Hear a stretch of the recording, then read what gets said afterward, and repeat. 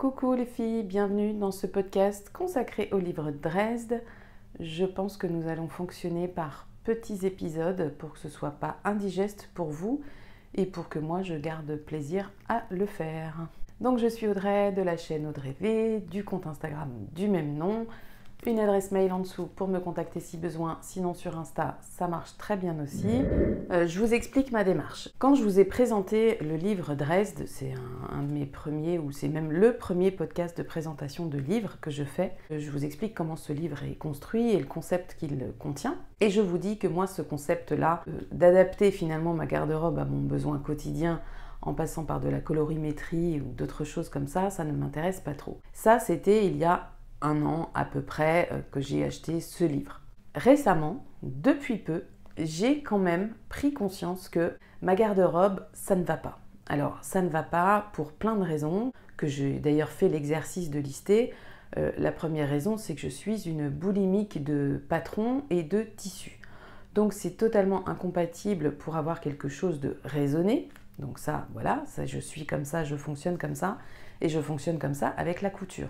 Je ne fonctionne pas forcément comme ça avec d'autres choses. La deuxième raison, c'est que je fonctionne au coup de cœur. Donc un tissu me plaît, je vais craquer. Un patron me plaît, je vais craquer.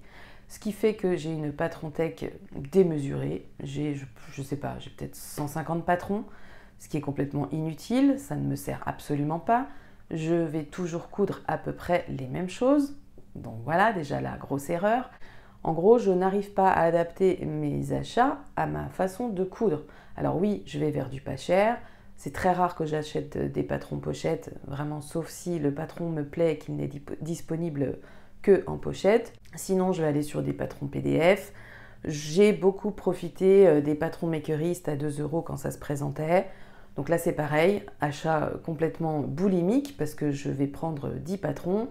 Je pense que je n'en ai cousu aucun. À chaque fois qu'il y a eu une vente makeriste, disons sur les 3 premières ventes que j'ai faites, je pense que j'ai acheté entre 5 et 10 patrons à chaque fois et je ne crois pas avoir cousu de ces patrons-là encore. J'en ai peut-être cousu 1 ou 2, je ne sais pas, mais vraiment pas plus. Donc déjà là, tu te dis Audrey, ça va pas, tu as acheté de manière compulsive. Donc les A4, petit clin d'œil à un dernier podcast, les A4 savent très bien de quoi je parle, vous êtes sans doute dans la même situation. Bon, c'est pas dramatique, hein.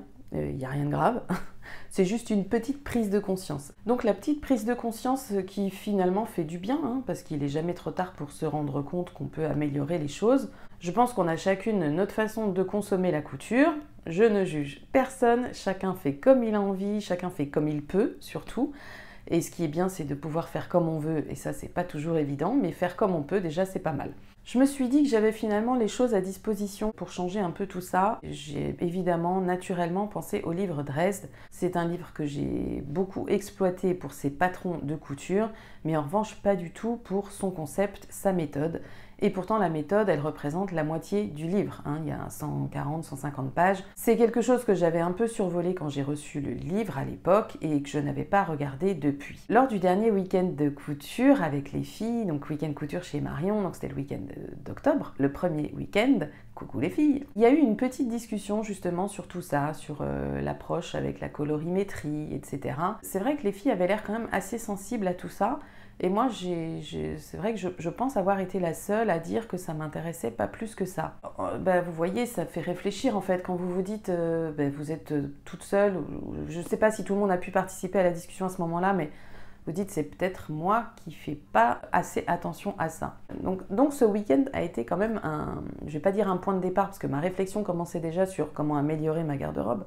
Mais ça a été un petit pic de rappel sur le fait qu'il fallait que moi aussi je m'occupe un peu mieux de comment je vais coudre. Je vous propose donc plusieurs épisodes que je vais faire assez courts. Vous pourrez aller piocher dans les épisodes qui vous intéressent.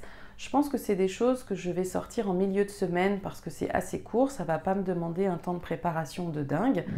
Je m'aperçois en me regardant, parce que je me regarde toujours assez vite après avoir tourné, que je vous ai pas dit que, en plus de vous présenter les fiches, ce que j'envisage dans tous les épisodes que je veux préparer, c'est vraiment de coudre à chaque fois aussi un patron qui est proposé, et peut-être même le patron avec différentes déclinaisons. Donc il y aura un épisode sur le pantalon, il y aura un épisode sur la robe, sur la blouse, etc. Donc ça, ce sera après la présentation des fiches. Les fiches, ça va aller assez vite en fait, hein. Je crois que ça va faire l'objet peut-être de 3 épisodes et puis après on rentrera dans les patrons. Dites-moi si ça vous intéresse vraiment, il faut que je sache pour savoir si cette façon de construire ce projet que j'ai en tête vous convient. Merci les filles. Du coup, c'est un exercice que je fais pour moi, mais si ça vous intéresse de le faire en même temps, vous pouvez le faire aussi. Si vous avez déjà le livre Dresde, parce que je sais qu'il y a beaucoup qui l'ont acheté maintenant, on est quand même nombreuses à l'avoir ce livre. Si vous l'avez déjà, peut-être que vous avez déjà exploité cette partie concept et méthode du livre. Si ce n'est pas le cas, peut-être que vous allez avoir envie d'essayer d'approcher un peu cette méthode. Et puis, si vous n'avez pas le livre, ça vous permettra peut-être de savoir si la méthode vous intéresse. Sachant que moi, j'ai acheté le livre en n'étant absolument pas concernée par la méthode. Donc le livre, je le recommande pour ses patrons parce que moi, je les trouve géniaux. Mais si en plus la méthode vous intéresse, oui, voilà, n'hésitez même plus à prendre ce livre. Parmi les pages qui vous sont proposées dans la partie méthode du livre, donc les 70-75 pages, on vous dit tout de suite pourquoi une méthode. On va vous expliquer pourquoi le livre en est arrivé à ce concept. En fait, les créatrices se sont posées 3 questions et nous les posent aussi, nous, en tant que consommatrices et couturières. Si vous répondez oui à l'une d'entre elles ou à plusieurs, on peut considérer, en tout cas c'est ce que disent les créatrices, que le livre est fait pour vous. La première question, c'est « Avez-vous cousu un vêtement que vous ne portez jamais ?» Bon, clairement, oui. Moi, ça m'arrive, effectivement, et c'est pas parce que le vêtement sera mal cousu, non. C'est juste que je me suis plantée de modèle, j'aurais pas dû coudre ça parce que ça ne me convient pas, ou je me suis plantée de tissu, je n'aime plus les couleurs, j'aime plus les motifs, ou je trouve que mon association n'est pas bonne.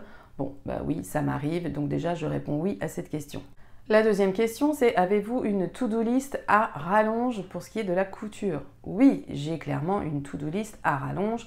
Je veux coudre X projets. Je n'avance pas dans cette to-do list parce qu'en fait, quand j'ai envie de coudre, il y a autre chose qui me passe par l'esprit, quelque chose qui est déjà prêt, que je vais savoir faire ou quelque chose dont je vais vraiment avoir besoin pour le coup, qui va répondre à plus à un besoin ponctuel. Donc ma to-do list, elle est comme ça et j'y touche pas. Donc en fait, elle fait que s'allonger au fur et à mesure des mois qui passent. Ça fait déjà un oui deux de ces questions. Et la dernière question, voulez-vous coudre efficace? Oui, nous voulons coudre efficace. Évidemment, on ne veut pas coudre pour coudre.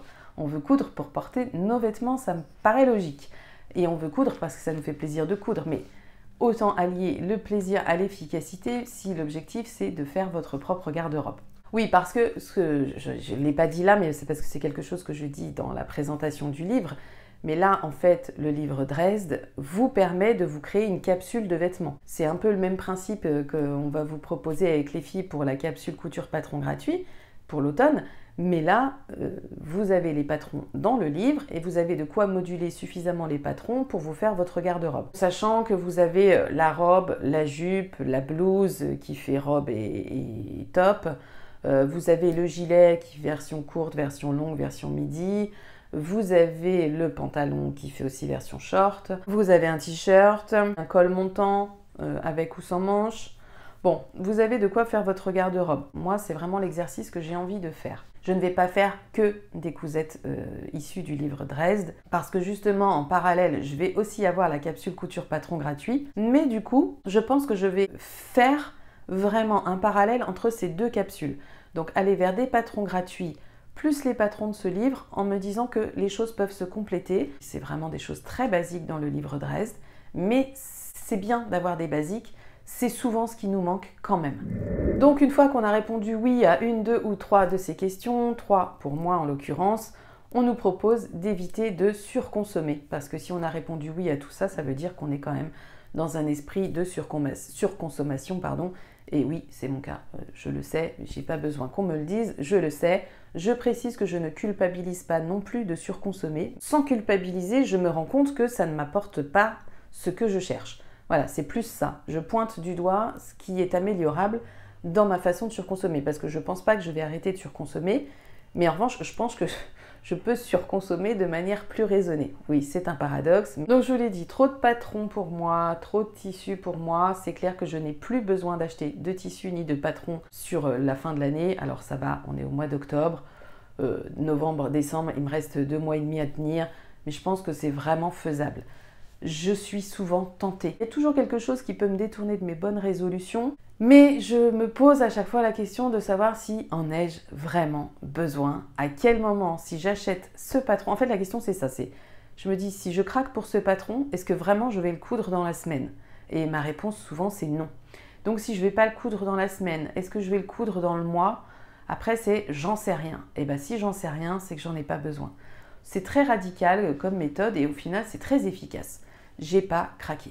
D'ailleurs, je vais vous recommander 2 vidéos que j'ai vues très récemment. C'est une vidéo de Mathilde sur la chaîne YouTube La Méthode Mathilde. Elle parle de son histoire et de son lien avec la mode et j'ai adoré sa vidéo. Il y a plein de mises en situation, elle rejoue des petites scènes et elle explique plein de choses sur son approche de la mode et sur ce qu'elle veut changer, sur ce qu'elle est en train de changer. Donc je vous la recommande, c'est très sympa. Et autre vidéo que je vais vous recommander, c'est celle de Kiromo. Donc c'est pareil, c'est une chaîne YouTube. C'est une créatrice de patrons qui en parallèle fait des petites vidéos et elle répond à des questions que peuvent se poser des couturières comme nous. Et moi, lors d'une de ces dernières vidéos, je lui avais justement laissé en commentaire que conseilles-tu en gros pour des personnes comme moi qui ont un max de patrons et de tissus et qui s'en sortent pas finalement pour les associations. Donc c'est sympa parce qu'en fait elle a répondu à cette question en faisant une petite vidéo, ça dure moins de 10 minutes. C'est très efficace et c'est plein de conseils très simples auxquels on peut évidemment penser par soi-même, mais le fait de les avoir listés là, je trouve que ça donne une impulsion dans la réflexion, donc j'ai trouvé ça plutôt intéressant. Donc je vous mettrai les liens de ces vidéos de toute façon en dessous. Le maître mot de tout ça, nous disent les créatrices dans ce livre, c'est la planification. Il va falloir planifier votre couture. Alors moi je suis quelqu'un de plutôt organisé, mais pas en couture. Alors oui, j'organise mes étapes de couture, mais en revanche pas dans ma réflexion sur la couture. Donc il va falloir que je planifie davantage, ça je suis tout à fait d'accord avec. Et c'est rigolo parce que ce que je vous dis là, je ne le pensais pas il y a 3 mois. Donc on évolue avec le temps, j'ai l'impression que ça m'a fait évoluer en bien ce cumul de réflexion. On verra bien si à l'issue, il en sort quelque chose de positif et de durable. C'est peut-être ça le plus difficile pour moi. Je ferai un bilan très honnête de tout ça de toute façon. Donc le livre va nous aider à planifier notre couture en passant par plusieurs pistes. Ces différentes pistes sont référencées, on va dire, par fiche. Donc à chaque fois, vous avez une fiche qui vous demande de réfléchir un peu. La première fiche pratique, elle va me demander de réfléchir sur mon point de départ. Donc on me dit d'indiquer la saison pour laquelle je vais coudre. Donc là, je vais réfléchir à une garde-robe pour l'automne. Et on me demande de lister les différents contextes dans lesquels je serai amenée à porter les vêtements que j'ai envie de coudre. Donc sortie, travail, loisirs, sport, selon ce que vous faites. Bon, moi ça coince déjà un peu parce que moi je travaille depuis chez moi. Donc je suis un petit peu embêtée. Et pourtant c'est pas parce que je travaille chez moi que je suis en pyjama ou mode loc qui traîne toute la journée. Non, je m'habille, je mets des fringues, mais je vais peut-être chercher davantage de confort que si vous allez travailler dans un bureau.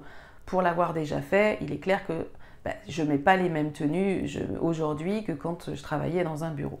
On vous demande aussi de faire ça sur 2 semaines pour savoir vraiment sur 15 jours quelle est la récurrence de vos besoins. Donc si vous allez au travail tous les jours, forcément il vous faudra une tenue de travail au moins 10 jours sur 15, voire plus pour certaines. Donc voilà le genre de choses que ça vous fait lister. Je dirais que ce sont des choses quand même qu'on pense par nous-mêmes.